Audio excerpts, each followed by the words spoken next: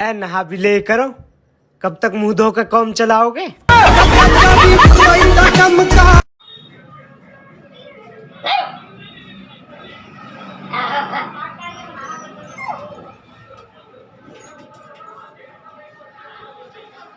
उसी शमशान रेखा को पार करके मैं आपके पास आ रही हूँ, आपके संसार में।